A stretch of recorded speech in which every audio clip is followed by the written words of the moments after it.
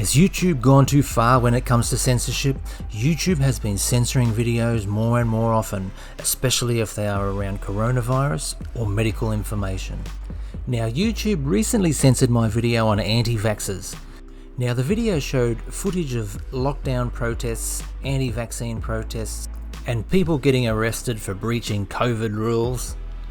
Now, YouTube removed this video for medical misinformation. Now watch this video to the end and comment down below where you think there is some medical misinformation. It highlighted the recent polio outbreak caused by the oral vaccine in Sudan. This was put out by the World Health Organization. Now the video showed the reports that we are seeing in mainstream media of coronavirus vaccine and possible deaths associated with it.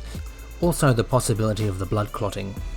Now I did go on to highlight the initial vaccine trials and the adverse events that happened. This was published on the FDA website, so this is their own material.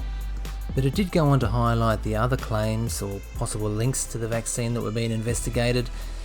All of it is on the mainstream media and on the FDA CDC websites, and main news streams that are highlighting possible causes of patients dying after the vaccine. But at no point did I actually come out and say that vaccines were causing deaths.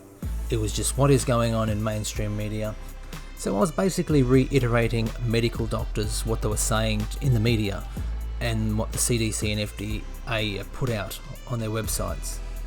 Now I did go on to highlight a bit more in detail about the vaccine and the possible causes of clotting that was being investigated, and how that a majority of the population were elderly that had been vaccinated, and then how most of the elderly are generally on anticoagulant medication, blood thinning medication, which if a vaccine or the immune response of a vaccine was causing blood clotting, that it could be masked by the effects of the anticoagulants. So that's maybe why we were not seeing so many blood clots during the population that had been vaccinated so far.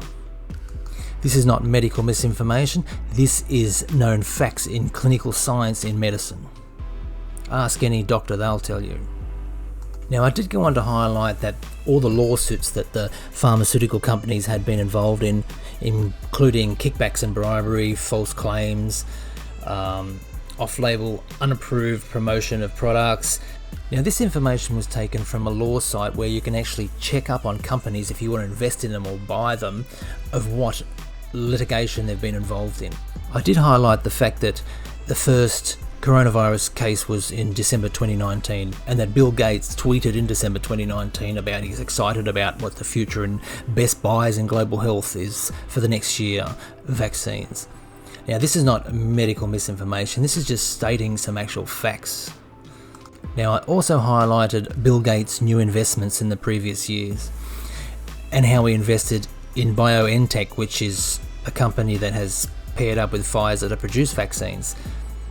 Now I also highlighted where some representatives at the WHO had ties with pharmaceutical companies back in 2010 when the swine epidemic was on, and how the mainstream media are reporting on alleged corruption within this coronavirus inquiry, especially in Wuhan.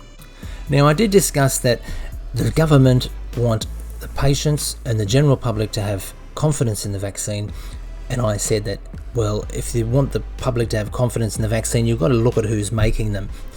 Now if the pharmaceutical industry have been dishonest in the past and have a history, then why would you have confidence in their products?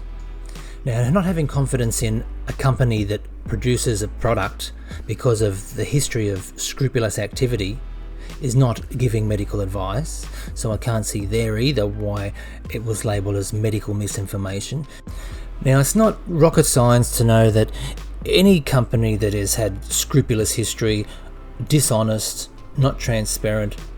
Take a used car salesman for example. You buy a car from the bloke, drive down the road and the wheels start to fall off and the thing's making all weird sounds, but he told you that it was perfect. You're going to think twice about going back to that used car salesman and buying another car from him, aren't you? As a consumer, regardless of the industry you're dealing with or the products you're consuming, if there is negative history associated with that company, you're going to have second thoughts about dealing with them, aren't you? I think the same can be said for the pharmaceutical industry and other parts of the medical industry. When we see that they have ties with politicians and this revolving door of going from the pharmaceutical company into politics and back into the pharmaceutical company in the best interests of getting drugs to market, especially when politicians have financial ties with drug companies. Now, of course, politicians will be making decisions that are going to be in the best interest for the pharmaceutical company and their own investments. Now, I did go on to highlight that the FDA and CDC report that they had put out themselves, this is not my advice, about the adverse reactions to the COVID vaccine that had been reported so far. And I showed the chart that they put on their website, the World Health Organization website, about the Pfizer and Moderna vaccine and the percentage of patients who had experienced these symptoms of pain, fatigue, etc.